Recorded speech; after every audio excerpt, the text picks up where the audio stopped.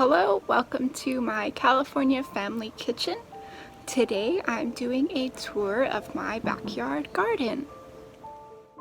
Mostly on the side of my house is just this dry, cracked dirt, and I'm planning to, over time, mulch this and turn it into some usable garden space. I do have some nice things back here. One of them is this beautiful rose bush. It's got these tiny white flowers on it, and it was recently loaded with flowers, but I actually picked a bunch and put them in a bouquet on my dining table, so it's a little more sparse now. So last year I had this idea of making the side a little pollinator garden, so I mulched back here and put in a bunch of seeds. Not much succeeded, however, this little clump of California poppies has survived and now has been making flowers all summer. They're really cute, so I've actually been planting some more poppy seeds in hopes that I'll be able to fill this area in a little bit more. Now, continuing on the patio around the house, I've got this lovely navel orange tree. It's a mature tree that was here last year when we moved into the house, and I've just been putting the small green oranges into the organza bags, and they will grow all summer and fall and should be ready to harvest around December, January. This tree is very productive.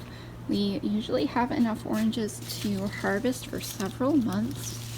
And the nice thing about oranges is they stay pretty fresh on the tree, so you don't have to pick them off all right away. You can kind of take them as you need, and that way you have fresh oranges for many months.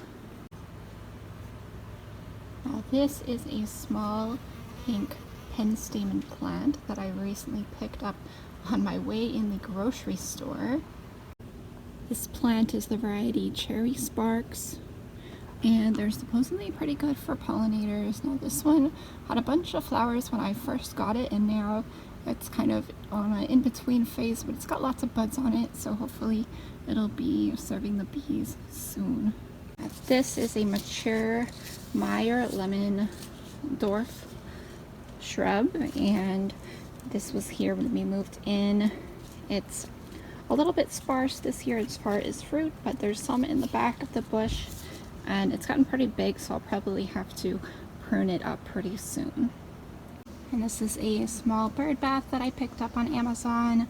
It's kind of cheap and flimsy, but it does its job, and I'm really just holding on to this for the time being until I have the budget for something a bit larger and more long-lasting.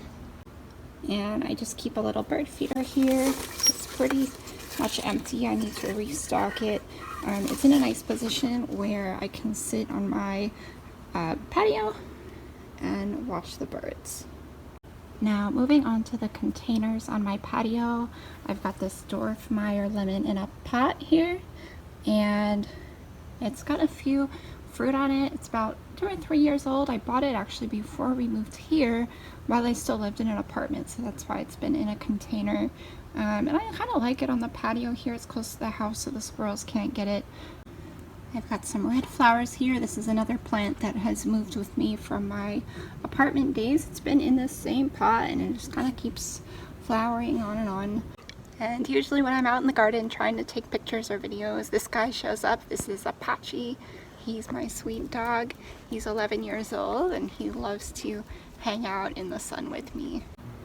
And I've just got this pink flower here. This I also grew from my apartment days. It was a gift as a cutting from a neighbor a couple of years ago, and I've still got it. It's in this really pretty pot. This is a little fig tree that my mom got for me. She got it at Cabrillo College, which if you're local to the Bay Area, they're a great place to get plants for your garden. I did have some figs on it, but they fell off, I think, just with the heat waves we've been having and the dryness. But it's got more growth here. It's got this side shoot that I've decided to keep, and it's got some little figs there. So I'm just seeing how it does, and this fall I do plan to repot it into a larger pot. These are my potted tomatoes and marigolds. This is an early girl tomato. These are nice medium-sized tomatoes, especially for a container. I'm impressed with how big the tomatoes are getting. So this has some growing on it. This is my cherry tomato plant. It's kind of long and stringy, but it does have some flowers and tomatoes on it. It seems to get a bit wilted and shriveled with the heat, so I'm sure it's not performing at its best, but usually in my climate in California, tomato plants will run until November, December, so I've got plenty of time to watch this grow and produce tomatoes. This is my Roma tomato. It looks really kind of shriveled up right now, but Roma is actually my favorite kind of tomato. They're so useful for cooking because they're not quite as juicy, so they're easy to chop, and they go in so many recipes. And then I've just got some yellow and gold marigolds in containers. I love to grow them year-round, especially next to the tomatoes because they tend to repel pests. And I've actually been replanting some marigold seeds, so I'm just hoping to have these alive and well for fall when they function as really great gold and orange decorations for the holidays. And these are my little container herbs. I've got several different varieties. I've got basil, oregano, mint, lavender, chives, rosemary, and a couple of different sage plants. Here's my green bean plants. I've posted a lot about these guys on Instagram.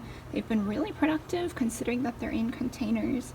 I've got little black screens on them to protect them from the squirrels, and they're a little dried out now, but I've been collecting the seeds for next year, and I just let them keep growing. This one's got a lot of little baby-sized green beans on it, so we'll just see how long it keeps producing.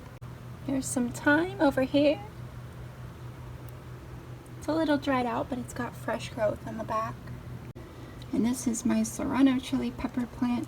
I always use serrano peppers in cooking because I like spicy food. And this plant is so productive, it loves the heat.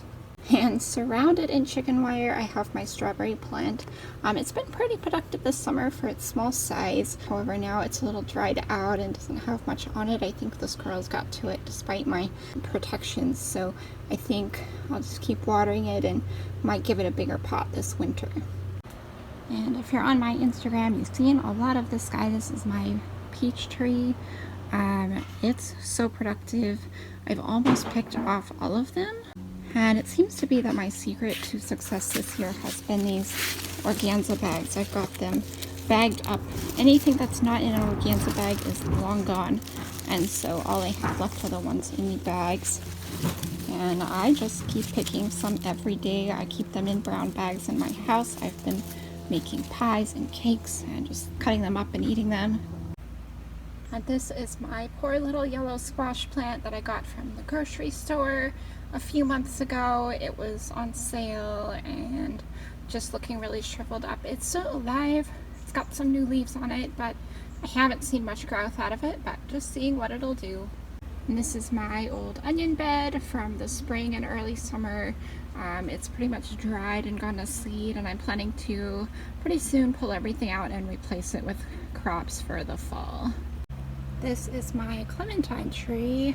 It's a little peculiar in shape. It doesn't really have any fruit on it this year. I'm not sure what's wrong with it. I think it doesn't get enough sun in this corner. So I'll probably prune it up pretty soon and maybe give it some food and see how it does next year. And this house has lots of rose bushes in the back and front yard. This is one of my favorites in addition to the little white one. This is a bright yellow rose.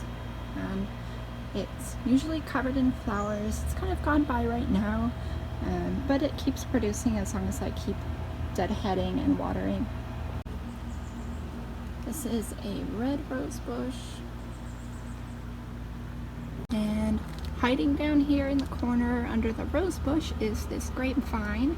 I've grown it from a cutting that my mother gave me from her massive grapevine that she has growing. And this one is about 2 years old now. There's no grapes on it. It was in a container for a year, so it's still getting going. but I'm hoping that one day it'll be large and productive. And on my patio here at the end of the table is just where I start all of my seedlings. I've got a bunch of things growing that I plan to start in fall. And stay tuned to see how these guys do once I transplant them into the garden.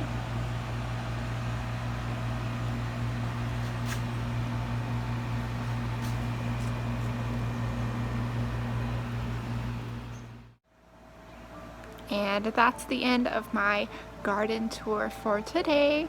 If you enjoyed this video and would like to see my progress in my garden down the road, please subscribe to this channel, and thank you for watching.